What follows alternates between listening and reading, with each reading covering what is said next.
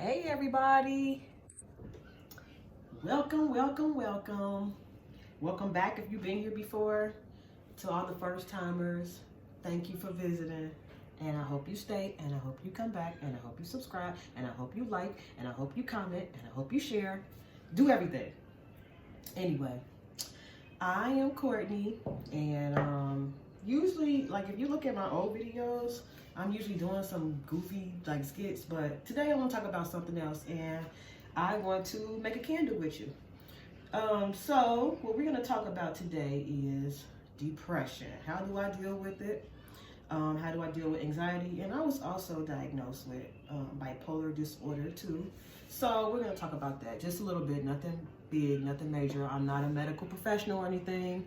I'm not telling you what to do. I'm just giving some insight on what I do to deal with these things. So, I'm going to make a candle. I like to meditate, burning my candles. I put, crystals in them or sometimes different minerals, just depending on what I feel like I need to focus more on during my meditation. So, I already got some things going. So, let's get to talking. I don't like long YouTube videos, so we're going to hurry up and do this. I want to be in and out of here. 5 to 10 minutes. That's it. 5 to 10. That's all I got for you. So, let's talk about depression real quick. I don't know. Some family members know this about me, but I had a really bad bout with depression. I want to say this was back in 2019.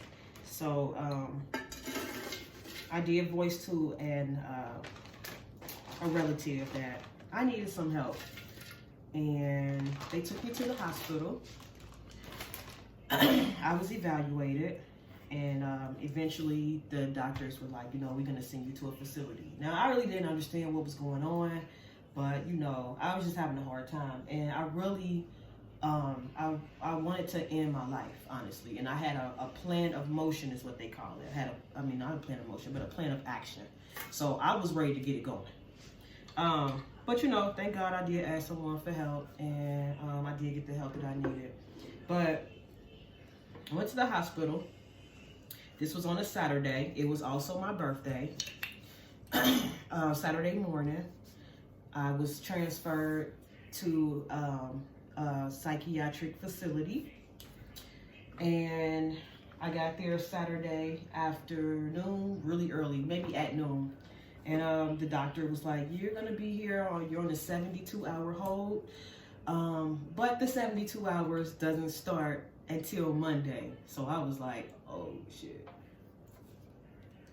Let me really start going crazy. But no, it wasn't like that. That Saturday was rough.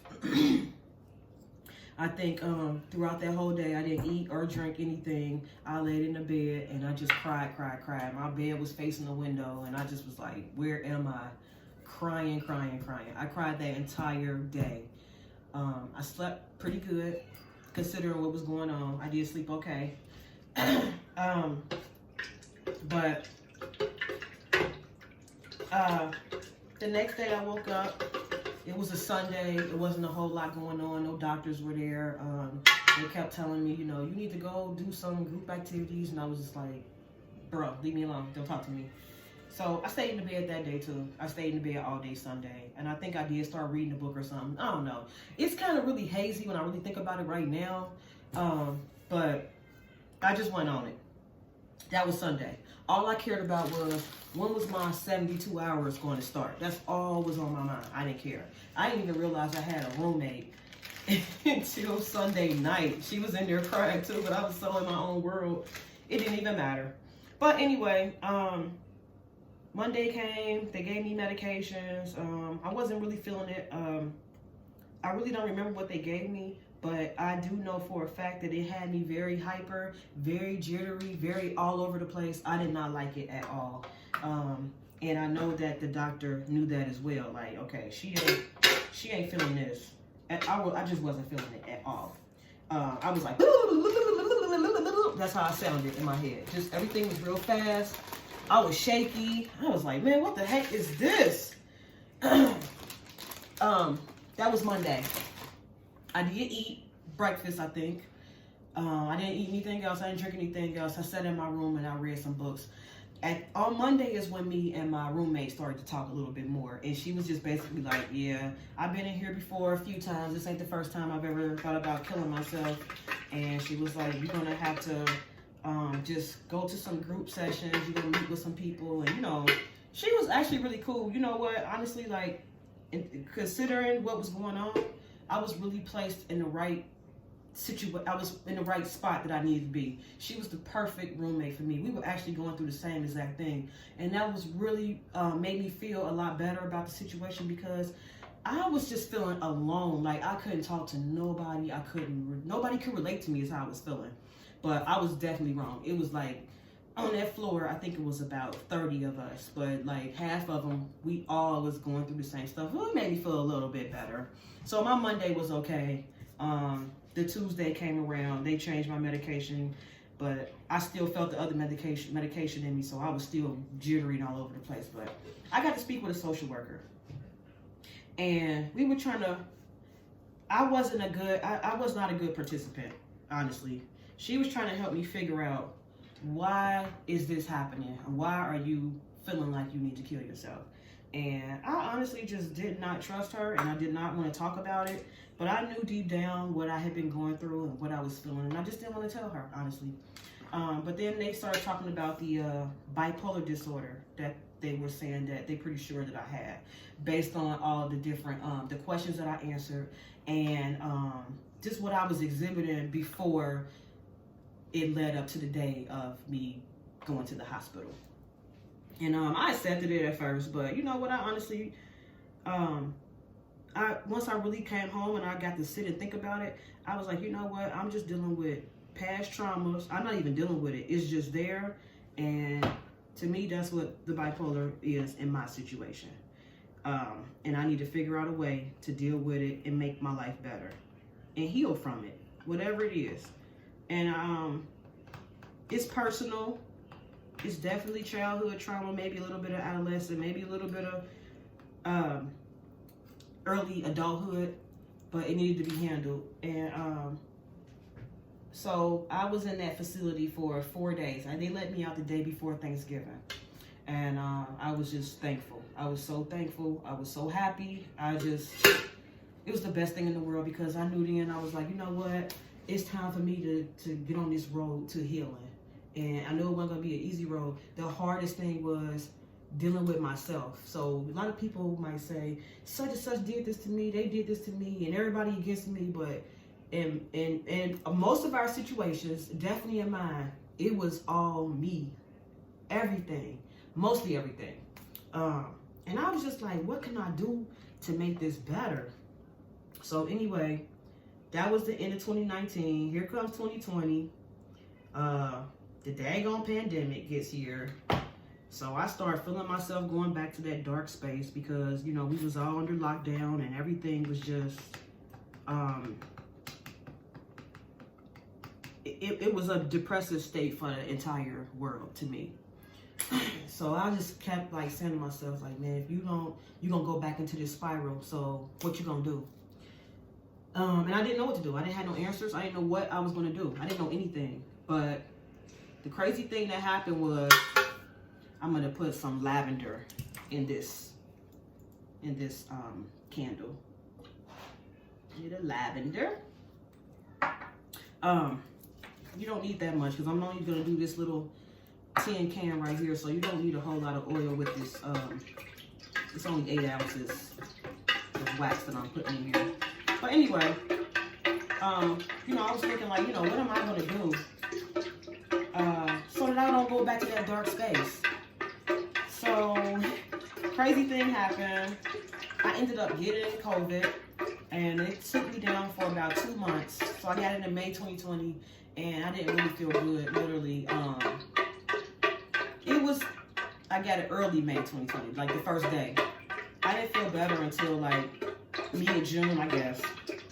And as soon as I felt better, I decided that I was going to start traveling more, because usually I just never travel. And it was always, oh, it's a money issue. But I was just like, I don't even care. I'm just going. Whatever savings I got, I'm just taking it and I'm going.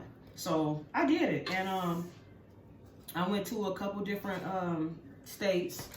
Another thing that I had to do was I left social media alone. I think I posted one time when I went out of town, and that's when we went to Tybee Island in Georgia. But the other places that we visited, I did not.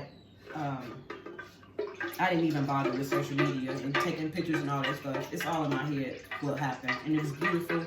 But I'm gonna tell y'all, I did a forgiveness ceremony on the beach in Tybee Island.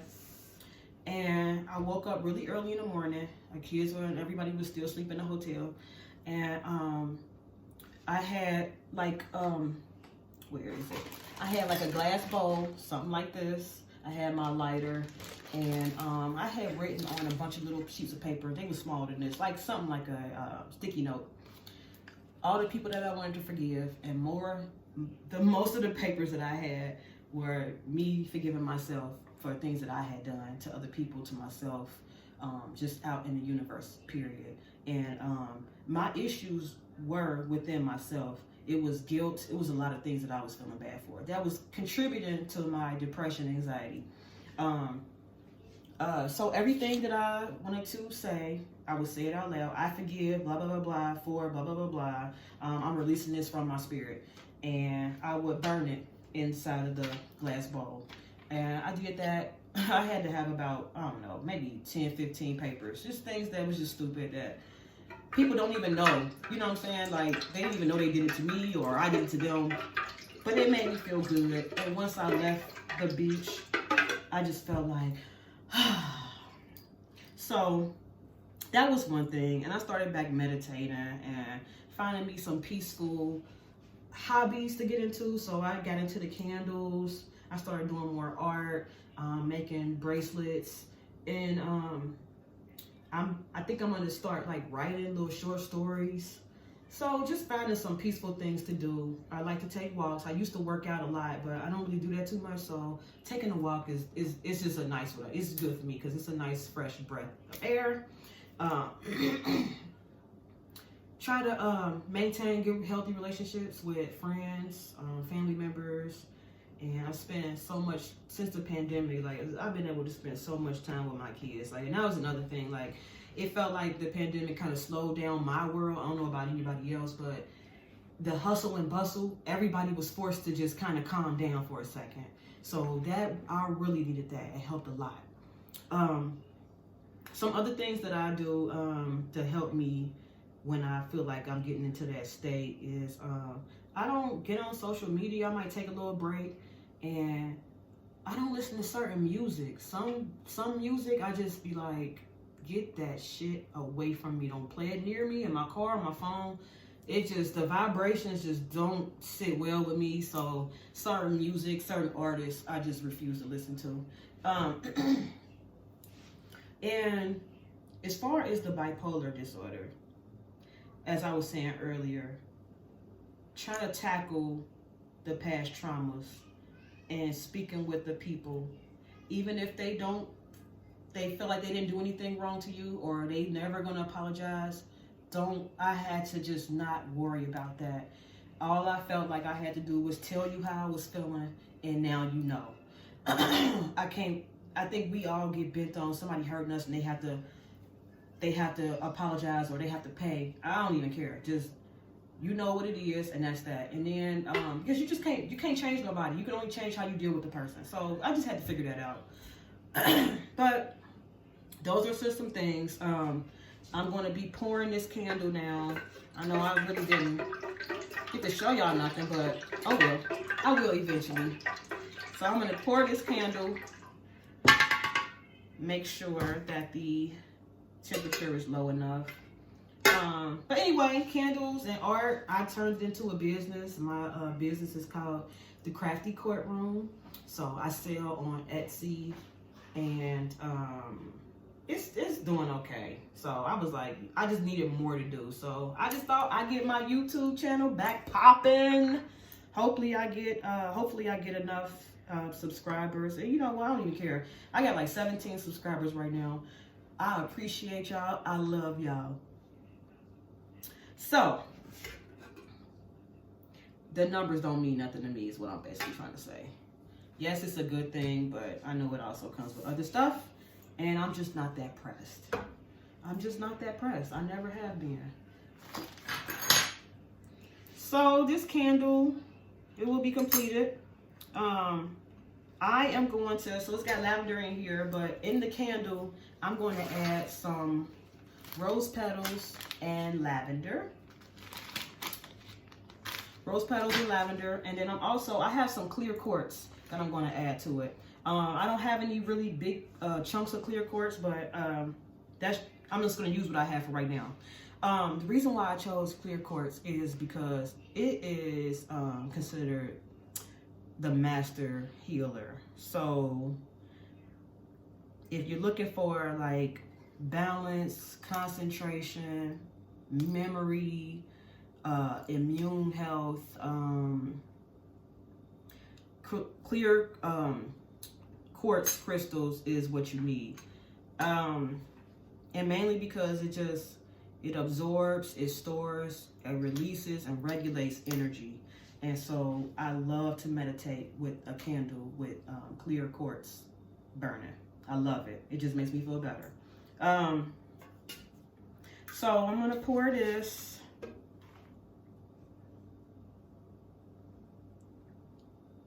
And I'm out the camera. Hold on. I'm all out the camera.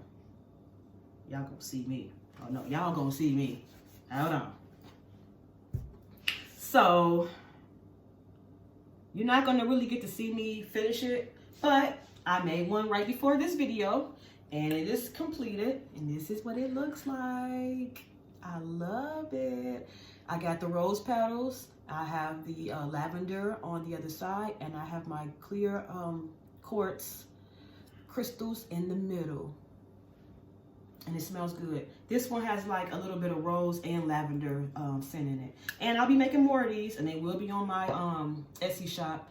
All that information that I just on my Instagram, everything, Etsy shop, all that stuff, TikTok, whatever, it's all in my about section of my YouTube channel. So, oops, I didn't do this right. Hold on. I'm going to conclude this. I hope that everyone is taking care of themselves mentally, spiritually, emotionally, physically. Put your happiness first is what I'm going to tell you today. I love you all. I appreciate you all. And I hope you have a wonderful day.